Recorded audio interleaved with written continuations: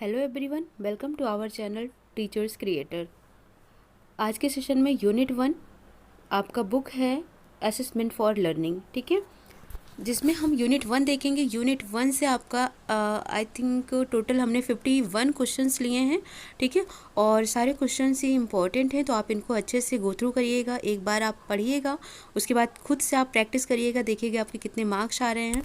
तो इस तरीके से आपका सारे सब्जेक्ट का एक एक यूनिट का वीडियोज अपलोड होता रहेगा।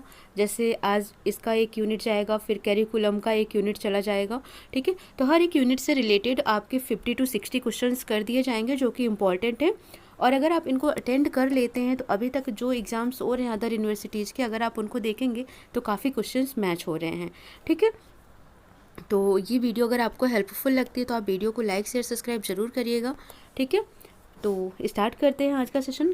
क्वेश्चन 1 है आपका, when the quantity of one variable increases then the other variable also increases, this correlation is known as positive correlation, negative correlation, zero correlation या नन ऑफ द एबव, ठीक है। अब यहाँ पर बोल रहा है कि अगर कोई एक वेरिएबल्स है, मान लिया हमने एक वेरिएबल x लिया, दूसरा वेरिएबल है y, अगर हम x को इंक्रीज करते हैं तो y भी इंक्रीज होता है, ठीक है। तो कैसा इनके बीच में रिलेशन हो रहा है? पॉजिटिव कोरिलेशंस का। पॉजिटिव का मतलब पॉजिटिव इफेक्ट आ रहा है, एक इंक्रीज होगा तो दूसरा इंक्रीज होगा, एक डिक्रीज होगा तो दूसरा भी डिक्रीज होगा। बट निगेटिव में कोरिलेशन में क्या होता है, अगर आपने फर्स्ट को इंक्रीज किया तो सेकंड क्या होगा? डिक्रीज होगा। इन्वर्सली प्रोपोर्शनल का केस हो जाता है वहाँ पर, तो वह निगेटिव कोरिलेशन कहलाता है, ठीक है। आई होप आपको क्वेश्चन 1 क्लियर हो गया होगा।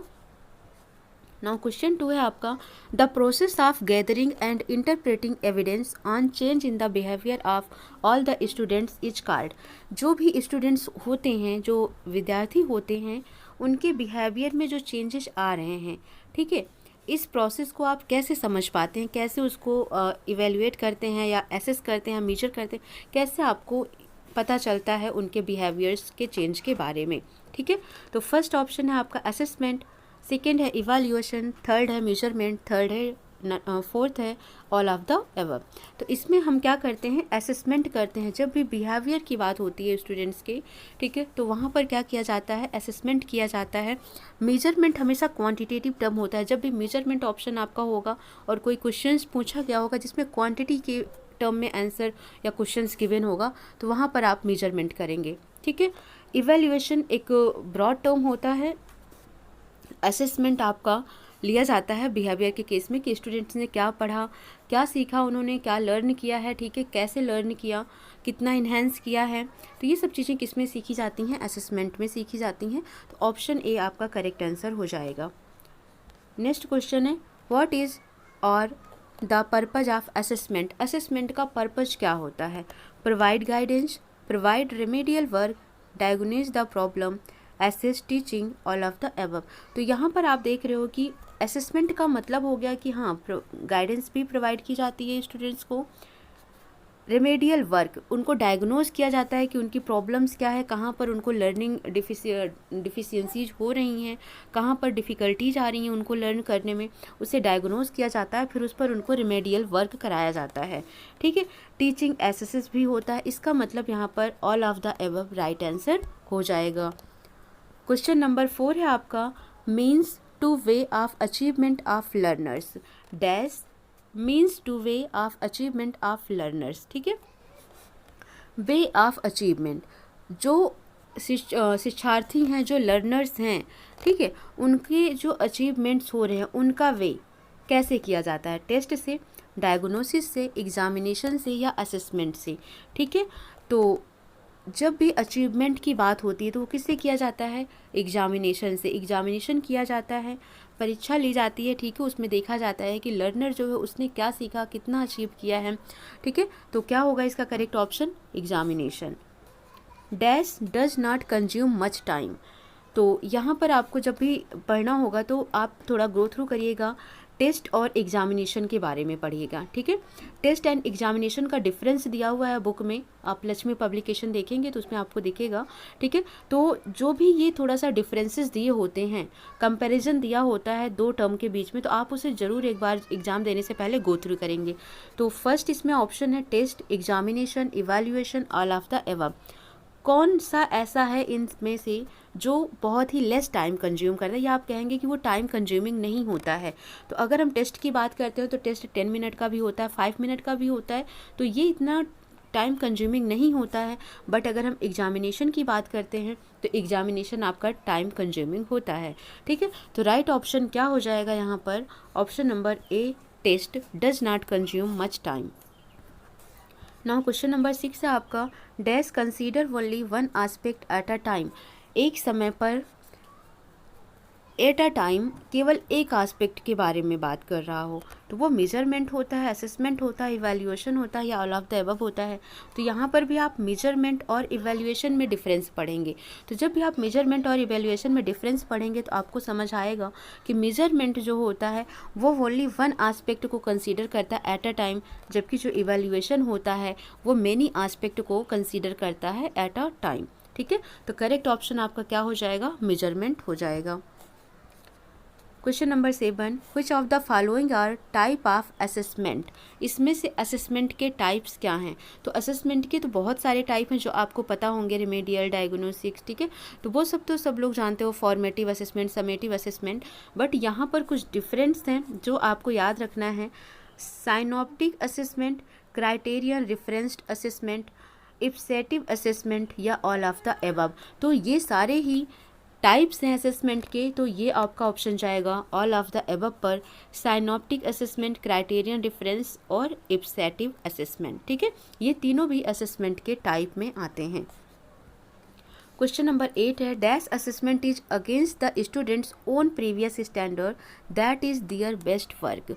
ऐसा कौन सा असेसमेंट है जो कि स्टूडेंट्स के जो प्रीवियस रिकॉर्ड हैं उसके अगेंस्ट है, जो उनके प्रीवियस रिजल्ट होते हैं, बेस्ट वर्क होता है, उससे कंपैरिजन किया जाए। फॉर एग्जांपल, अगर किसी स्टूडेंट्स ने 45 मार्क्स 50 में से स्कोर किया है, नेक्स्ट उसने टेस्ट दिया तो उसमें उसके 40 आउट ऑफ 50 मार्क्स में से हुए हैं। ठीक है, तो जब कंपैरिजन हो, ये इसके अगेंस्ट है कि उसका जो बेस्ट वर्क रहा है उसके अगेंस्ट में कौन सा असेसमेंट है, इप्सेटिव, डायग्नोस्टिक, समेटिक, या ऑल ऑफ द एबव। तो कौन सा इसका करेक्ट ऑप्शन होगा? Ipsative. Ipsative assessment is against the students own previous standards. ठीक है, तो ऑप्शन नंबर 1 राइट आंसर हो जाएगा। Now question number 9, dash assessment encourage students to combine element of their learning from different part of a programme. Means कोई एक programme है जिसमें different parts होते हैं, तो उनको वो कंबाइन करके स्टडी करे, लर्न करे उनके बारे में। ठीक है, जैसे बहुत सारे एक एपिसोड होते हैं, तो उन एपिसोड को क्या करना है, सारे एपिसोड को गो थ्रू करना है, देखना है, उसके बाद कंबाइनिंग उसका रिजल्ट, कंक्लूजन निकालना है। तो ऐसा कौन सा असेसमेंट होता है जो स्टूडेंट्स को इनकरेज करता है? ठीक है, तो सिनाप्टिक है, डायग्नोस्टिक है, फॉर्मेटिव है, या इप्सेटिव है। तो कौन सा आंसर होगा? साइनोप्टिक। ठीक है, तो option number A right answer हो जाएगा। Now question number 10, exam are design to test not just how well you understand the subject but also what you achieved. तो ऐसा कौन सा एग्ज़ाम है जो डिज़ाइन किया गया है, ठीक है, ये केवल समझने के लिए नहीं कि आप में कितनी समझ आई हो उस सब्जेक्ट को लेकर, बल्कि आपने क्या अचीव किया है, ये चीज़ें भी वो पता करता है। कौन सा एग्ज़ाम है? इससे type, reading type, oral type, open book test. ठीक है, तो ये 4 ऑप्शन है आपका, तो कौन सा इसमें करेक्ट ऑप्शन होगा? इससे टाइप। इससे टाइप ब्रॉडर टर्म हो जाता है जिसमें आपको पूरा थ्योरेटिकल नॉलेज भी होनी चाहिए, अंडरस्टैंडिंग भी होनी चाहिए। ठीक है, तो option number A is the right answer. Now question number 11, Which abilities of students are checked in the oral test? Oral test का मतलब होता है कि नॉर्मली आप एक दूसरे के आमने सामने या फ़ोनिक डिस्कशन कर रहे हो, ठीक है, ओरली डिस्कशन कर रहे हो, ओरल टेस्ट हो रहा है आपका, आपसे क्वेश्चन पूछा जा रहा है, आपको पेन पेपर का यूज़ नहीं करना है, आप डायरेक्टली रिप्लाई कर पा रहे हो।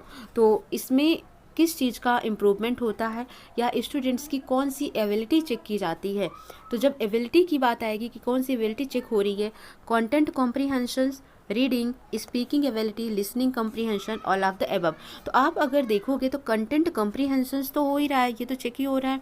रीडिंग, ठीक है, कि वो कैसे रीडिंग कर पा रहा है सही से या नहीं कर पा रहा है, प्रोनाउंसिएशन रीडिंग में सही हो पा रही है या नहीं। स्पीकिंग एबिलिटी, जो वो बोल रहा है वो सही है या नहीं है, लिसनिंग कम्प्रीहेंशन उसका करेक्ट है या नहीं। तो ऑल ऑफ द एबव इसमें राइट आंसर हो जाएगा। Option number is the right answer. Now question number 12, full form of NCERT। NCERT का फुल फॉर्म क्या होता है? ऑप्शन है आपका national centre of education and research, national council of education research and training, national committee of education and research and none. तो यहाँ पर T है, टी फॉर ट्रेनिंग, तो आपको दिख ही रहा है, बाकियों में नहीं दिख रहा है, तो आप आसानी से कर जाएंगे। बट आपको याद रखना है इसको, नेशनल काउंसिल, ठीक है। सी फॉर ना सेंटर होगा ना कमेटी होगा, काउंसिल याद रखना है, national council of education research and training. So option number B is the right answer, ठीक है। तो आई होप ये आपको क्लियर हो रहे होंगे कॉन्सेप्ट। आपको समझना नहीं, आपको हर एक ऑप्शंस को स्टडी करना है, ठीक है, जिससे आपका क्या होगा, पूरा का पूरा ये यूनिट ही कंप्लीट हो जाए, आपको अच्छे से समझ आ जाए, ठीक है। नेक्स्ट क्वेश्चन है आपका क्वेश्चन नंबर 13। और अगर वीडियो आपको पसंद आ रही है, आपको हेल्पफुल है, तो आप प्लीज़ इसे शेयर ज़रूर करिएगा, ताकि एग्ज़ाम्स बहुत जल्दी होने वाले हैं, तो ज़्यादा से ज़्यादा लोग इसको पढ़ सकें और इसका बेनिफिट ले सकें, ठीक है। What recommendation made by NCF 2005। तो जो NCF 2005 है, NCF का फुल फॉर्म याद रखना है, नेशनल कैरिकुलम फ्रेमवर्क 2005, ठीक है। तो इसका जो रिकमेंडेशन है किसके रिगार्डिंग है? डिस्करेज रोट लर्निंग, यानी कि जो बच्चे रटाफिकेशन कर लेते हैं, मेमोराइज करके चले जाते हैं, उसको ये डिस्करेज करता है, प्रमोट नहीं करता है। दूसरा, मेक एग्जामिनेशन सिस्टम फ्लेक्सिबल, जो भी एग्जामिनेशन सिस्टम है कैसा हो, फ्लेक्सिबल हो, लचीला हो, ठीक है, बहुत ज़्यादा कॉम्प्लेक्सिटी ना हो उसमें। Broadening the scope of classroom learning, all of the above. तो यहाँ पर आप देखेंगे तो ये तीनों ही ऑप्शन पॉजिटिव सेंस में आ रहे हैं, तो इसे NCF रिकमेंड करता है, तो ऑल ऑफ द एबव आपका राइट आंसर हो जाएगा। Now next question, question number 14। According to Bloom taxonomy 2000 behaviour is divided into. जो ब्लूम्स टैक्सोनॉमी है वो किसको लेकर है? ऑब्जेक्टिव को लेकर है, ठीक है। तो ऑब्जेक्टिव की यहाँ पर बात हो रही है, तो इसमें बोला गया है जो बिहेवियर है वो कितने टर्म में डिवाइडेड है, कॉग्निटिव, अफेक्टिव, साइकोमोटर या ऑल ऑफ द एबव। तो ये याद रखना है आपको, जो ब्लूम्स टैक्सोनॉमी है बिहेवियर, उसमें 3 टर्म्स में डिवाइडेड है, cognitive, affective, psychomotor, all of the above. तो ऑप्शन आपका क्या जाएगा? All of the above, because ये तीनों ही टर्म्स में वो डिवाइड हो चुका है। कॉग्निटिव का मतलब होता है नोइंग से, जानना किसी भी चीज़ को, ठीक है, नोइंग। साइकोमोटर का मतलब होता है डूइंग, यानी कि मोशन वर्क से रिलेटेड हो जाता है। अफेक्टिव का मतलब होता है फीलिंग, ठीक है। तो ये टर्म भी आपको याद रखने हैं कि इन टर्म से भी क्वेश्चन बन सकता है, जैसे आपका क्वेश्चन नंबर 15 में आपको डिस्कस करती हूँ, ठीक है। तो कॉग्निटिव का मतलब नोइंग से हो जाता है, अफेक्टिव का मतलब फीलिंग से हो जाता है, साइकोमोटर का मतलब डूइंग या मूवमेंट से हो जाता है। और जो स्टेजेज होते हैं, स्टेप्स हैं, कॉग्निटिव आपका 6 स्टेप में कंप्लीट होता है, अफेक्टिव आपका 6 स्टेप में कंप्लीट होता है, साइकोमोटर आपका 5 स्टेप में कंप्लीट होता है। तो ये भी आपको ध्यान रखना है। क्वेश्चन 15 है, term knowing is related to which factor of domain. इन तीनों में से कॉग्निटिव, अफेक्टिव और साइकोमोटर में किस में नोइंग टर्म रिलेटेड है? तो आपका आंसर क्या होगा? कॉग्निटिव, अभी मैंने डिस्कस किया था। इसी तरीके से आपसे फीलिंग का पूछ सकता है, तो आपका आंसर अफेक्टिव जाएगा, और अगर आपसे मूवमेंट से पूछता है, मोशन से पूछता है, तो आपका साइकोमोटर पर जाएगा, ठीक है। तो ऑप्शन नंबर 15 का क्या हो जाएगा? Option number A right answer हो जाएगा। नाउ क्वेश्चन नंबर 16 हम देखते हैं, बहुत अच्छे से इसको समझना, ठीक है। इसमें दिया हुआ है जो कॉग्निटिव है ना, तो इसके 6 एक तरीके से कहेंगे कि सीक्वेंस दिए हुए हैं, ऑर्डर दिए, स्टेप्स दिए हुए हैं। तो कॉग्निटिव के 6 स्टेप होते हैं, ठीक है। तो इसमें जैसे कि सबसे पहले होता है नॉलेज आना किसी चीज़ को लेकर, फिर नॉलेज के बाद उसका कॉम्प्रिहेंशन किया जाता है, कॉम्प्रिहेंशन के बाद एप्लीकेशन, फिर एनालिसिस होता है, फिर सिंथेसिस होता है, फिर इवैल्यूएशन होता है।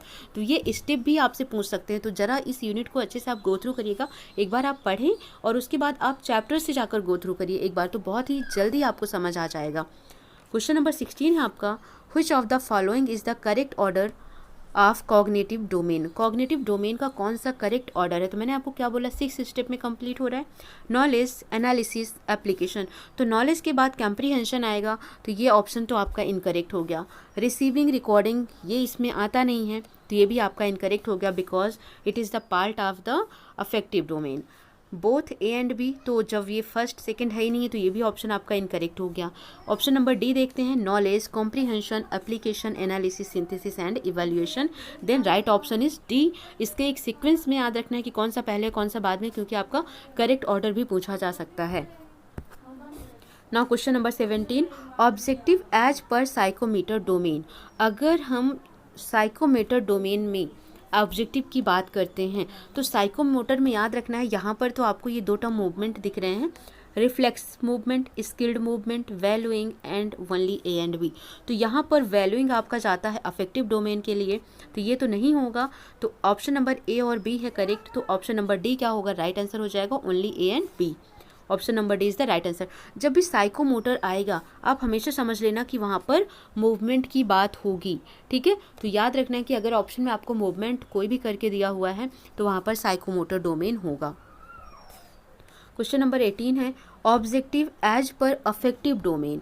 अफेक्टिव डोमेन में कितने ऑब्जेक्टिव हैं, तो अफेक्टिव के 5 ऑब्जेक्टिव होते हैं, कॉग्निटिव के 6 होते हैं, अफेक्टिव के 5 होते हैं और साइकोमोटर के 6 होते हैं, ठीक है। तो इसका जैसे आपने देखा कॉग्निटिव के 6 देखे, नॉलेज, कॉम्प्रीहेंशन, ठीक है, और application, analysis, synthesis and evaluation. वैसे ही अब आपको क्या देखना, अफेक्टिव डोमेन के देखने हैं। अफेक्टिव डोमेन में 5 होते हैं, रिसीविंग, रिस्पॉन्डिंग, वैल्यूइंग, ऑर्गेनाइजेशन और करेक्टराइजेशन ऑफ वैल्यू, ठीक है, या वैल्यू कॉम्प्लेक्स। तो इस तरीके से ये टोटल 5 होते हैं। तो इन 5 में से इसमें देखो क्या क्या है, receiving, valuing, responding, all of the above. तो ऑप्शन क्या हो जाएगा आपका, all of the above right answer हो जाएगा। तो यहाँ पर मैंने शॉर्ट फॉर्म लिख दिया RRV OC, ठीक है। RRV नॉर्मली एक रेलवे का वो होता है और OC का मतलब ये ओपन से समझ लीजिए, ठीक है, RRV OC। तो ऐसे याद रखना आपको, receiving, responding, valuing, organisation, characterisation of values or value complex, ठीक है। तो इस तरीके से इनको आप एक ऑर्डर में भी याद कर लेंगे। Now question number 19, teachers as a facilitator, ठीक है। टीचर क्या है, एज अ फैसिलिटेटर है। तो ये आपको ऑप्शंस गिवन है, बताना है कि इसमें क्या सही सीक्वेंस है। Plan ahead, give students opportunity, teach students how to use classroom materials, all of the above. तो टीचर जब फैसिलिटेटर की तरह वर्क करता है, ठीक है, तो वो क्या करेगा, प्लान भी करेगा कि आगे आपको कैसी योजना बनानी चाहिए, प्लान अहेड, ठीक है, आगे की योजना बनाने के बारे में आपसे डिस्कस करेगा। स्टूडेंट्स को अपॉर्चुनिटी देगा, ठीक है, स्टूडेंट्स को पढ़ाएंगे कि कैसे वो क्लासरूम मटेरियल्स को यूज करें, ऑल ऑफ द अबव। यानी कि ये तीनों ही ऑप्शन सिखाया जाता है, टीचर बताता है जब वो एज अ फैसिलिटेटर वर्क करता है। तो ऑप्शन क्या होगा आपका, all of the above.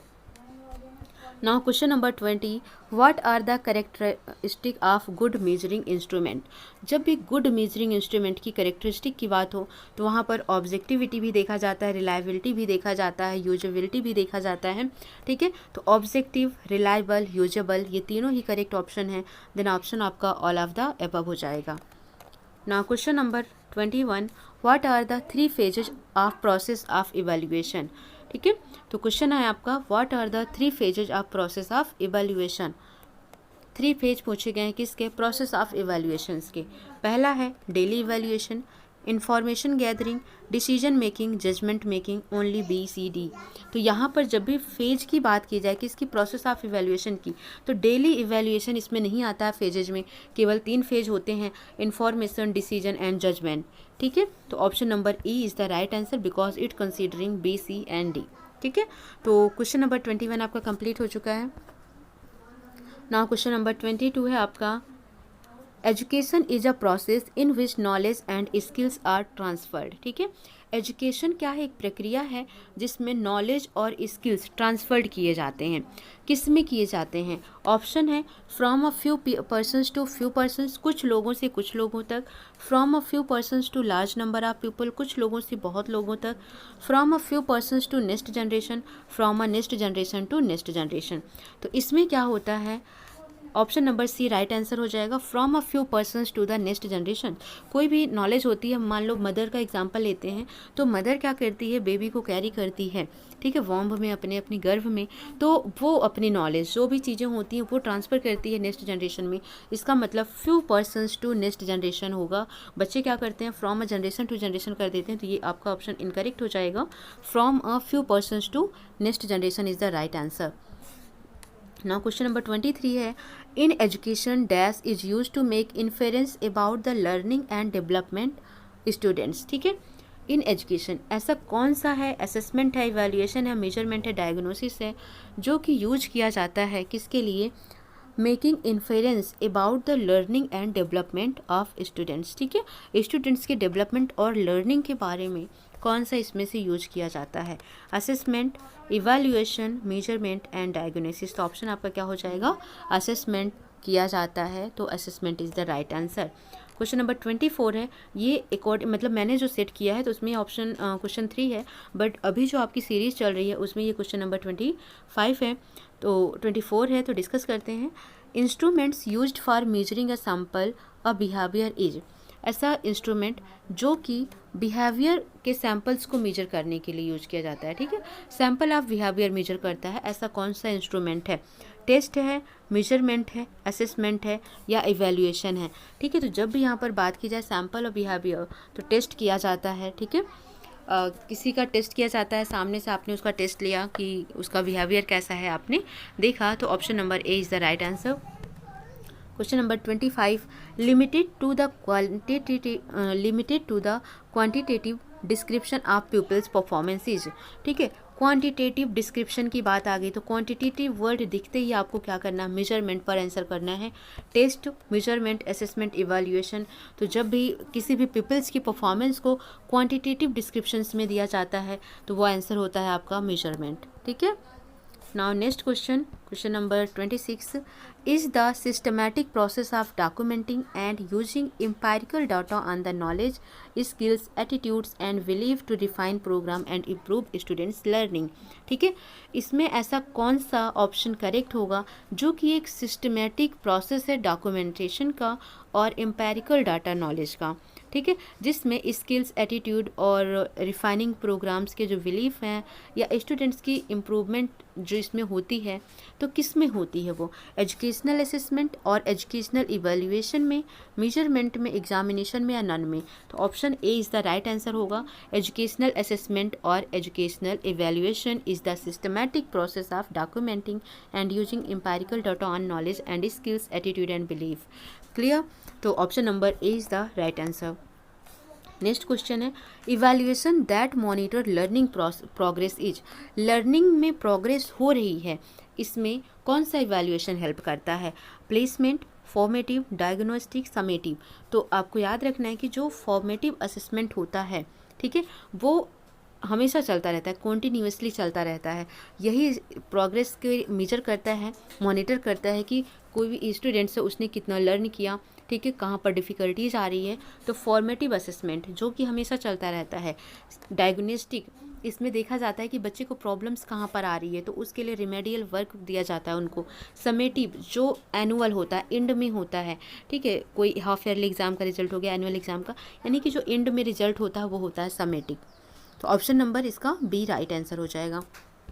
Next question, assessment can focus on, assessment किस पर फोकस करता है, the individual learning, the learning community, the academic programme, all of the above. तो असेसमेंट सब पर फोकस करता है, इंडिविजुअल लर्निंग पर भी फोकस करता है, लर्निंग कम्युनिटी, पीयर ग्रुप है ना, एक ग्रुप में लर्निंग करना, कम्युनिटी की लर्निंग करना, तो ये भी ऑप्शन आता है, एकेडमिक प्रोग्राम में भी फोकस करता है असेसमेंट। ठीक है, तो option D is the right answer, all of the above. Which assessment is carried out at the end of a course of project। मैंने आपको बोला जब भी at the end of a course की बात किया, कोई भी प्रोजेक्ट है आपने दिया, उसके एंड में जो असेसमेंट किया गया, या कोई भी कोर्स है उसके एंड में असेसमेंट किया गया, तो कौन सा इसमें से करेक्ट ऑप्शन होता है, समेटिव, फॉर्मेटिव, डायग्नोस्टिक। तो option number A is the right answer हो जाएगा, summative assessment eight the and में ही किया जाता है। नेक्स्ट क्वेश्चन है, dash assessment is a form of questioning which has a single correction answer। ऐसा कौन सा असेसमेंट है जिसमें केवल और केवल एक ही करेक्ट आंसर होता है, ऑब्जेक्टिव, थ्योरी, सब्जेक्टिव, नन। तो आपको पता है ऑब्जेक्टिव कैसा होता है, 4 ऑप्शन होते हैं एमसीक्यूज वाले, ठीक है, उसमें ए बी सी डी, जैसे अभी आपका ये चल रहा है सीक्वेंस। तो ऑब्जेक्टिव्स में क्या होते हैं कि ऑप्शंस गिवन होते हैं, उसमें कोई एक सिंगल करेक्ट होता है। तो इसमें क्या हो जाएगा आपका option number A, objective is the right answer. Question number next है आपका, which assessment deals with the whole difficulties at the end that occurs during the learning process. ऐसा कौन सा असेसमेंट है जो डील करता है whole difficulties at the end that occurs during the learning process में जो भी डिफ़िकल्टीज़ आ रही है उससे डील कौन करता है, समेटिव, फॉर्मेटिव, डायग्नोस्टिक, नन। तो ऑप्शन क्या हो जाएगा, डायग्नोस्टिक, बिकॉज समेटिव तो रिजल्ट देता है फाइनली, फॉर्मेटिव इवेल्युएट कर रहा है, असेस कर रहा है डे बाय डे, डायग्नोस्टिक क्या करता है, उस डिफ़िकल्टीज़ को देखता है, उसके साथ डील करता है, डायग्नोज करता है। तो option number C is the right answer. आपके टोटल आई थिंक यहाँ पर 30 क्वेश्चंस हो चुके हैं, ठीक है। नेक्स्ट 20 क्वेश्चंस नेक्स्ट वीडियोज़ में होगा, तो आपका यूनिट 1 कंप्लीट हो जाएगा। तो 30 क्वेश्चंस आप बहुत अच्छे से प्रिपेयर करिए और बताइए आपके कितने मार्क्स आ रहे हैं, ठीक है, आप कितना गेन कर पा रहे हैं। और हिंदी के लिए भी कोई प्रॉब्लम नहीं आनी चाहिए, क्योंकि मैं डिस्कस कर दे रही हूँ, तो आप इसको आसानी से भी पढ़ सकते हैं, ठीक है। और वीडियो को जितना हो सके शेयर करिए, लाइक करिए, सब्सक्राइब करिए, ठीक है। बाकी मिलते हैं नेक्स्ट क्लास में। Thank you for watching.